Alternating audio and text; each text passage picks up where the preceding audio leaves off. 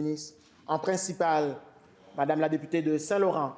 Monsieur le Président, il y a exactement un mois, je me levais en cette Chambre pour exprimer les inquiétudes de M. Michel Lagacé, président de l'Alliance de l'énergie de l'Est, qui l'a dit sur les ondes de CLFM.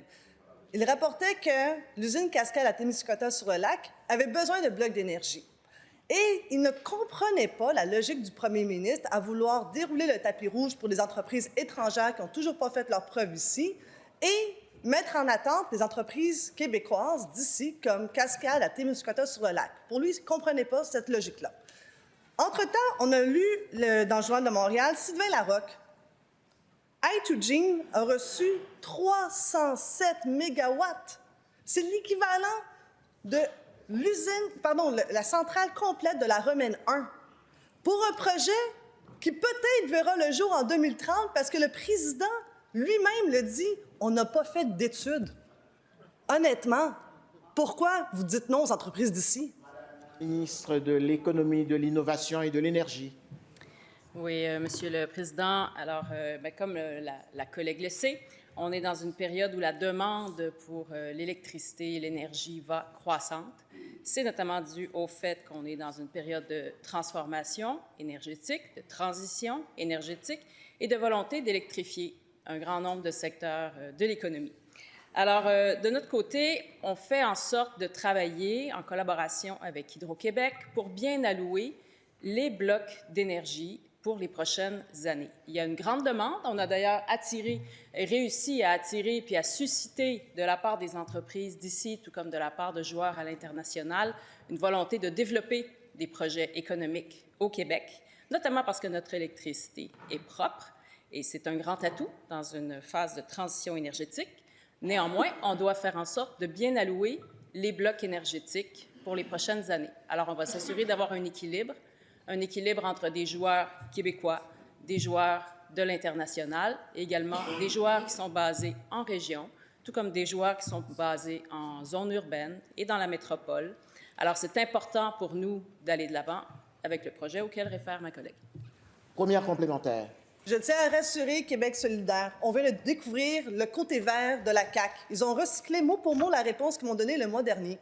Alors, est-ce que c'est bien alloué de donner 357 mégawatts à une jeune pousse suédoise comme Northvolt? Est-ce que c'est bien alloué d'accorder 307 mégawatts à une entreprise qui n'a même pas encore fait son étude d'ingénierie et qui sera prête en 2030? Donc, pendant 6 ans, pas de redevance à l'État québécois. Vous avez gelé pendant 6 ans notre électricité. Est-ce que ça c'est bien alloué? Madame la ministre de l'Innovation et de l'Énergie et de l'Économie. Oui, alors, Monsieur le Président, il est important de contribuer à la décarbonation de l'économie du Québec, à l'ensemble des secteurs. Certains de ces secteurs-là peuvent être décarbonés grâce à l'hydroélectricité. Néanmoins, on en a d'autres de ces secteurs qui ne pourront pas l'être décarbonés à l'aide de l'hydroélectricité. Par exemple, le transport lourd ne pourra pas l'être. Donc, il va falloir y aller par d'autres moyens que par l'hydroélectricité. Également, le secteur des mines peut faire l'objet d'une décarbonation grâce à des projets comme celui de Hy2Gen. Il faut voir que ce projet-là, il va se dérouler dans une région qui a besoin de création d'emplois, qui a besoin de projets stimulants, qui va les ancrer dans les créneaux d'avenir du Québec, et c'est ce qu'on fait. Deuxième complémentaire. Donc, on déshabille Pierre pour habiller peut-être Paul, parce que Paul n'est pas certain de venir au Québec. Parce qu'en ce moment, ni Northvolt, ni Hy2Gen sait si oui ou non leur usine verra le jour. Le président lui-même le dit. Il n'est pas certain.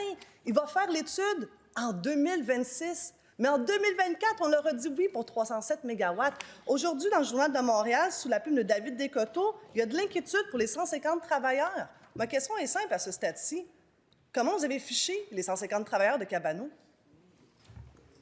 Madame la ministre de l'Économie, de l'Énergie et de l'Innovation. Oui, Monsieur le Président, il faut voir que les blocs sont réservés dans la mesure où le projet va de l'avant, bien entendu. Et il y a une des conditions qui est importante, qui est associée à ce projet-là, c'est le fait que ça doit servir pour des Québécois. Donc, les entreprises devront être québécoises pour ce qui est de leurs clients. Alors, c'est important de contribuer d'une part à la création d'emplois sur la Côte-Nord, des emplois dans un secteur d'avenir, dans un secteur, dans une région qui a besoin de revitalisation économique, et également de faire en sorte d'aider à la décarbonation. Est-ce que j'entends que le Parti libéral ne souhaite pas décarboner l'ensemble des secteurs économiques, qu'ils veulent ne s'en remettre qu'à des façons de faire plus classiques avec l'hydroélectricité? Ce n'est pas notre approche.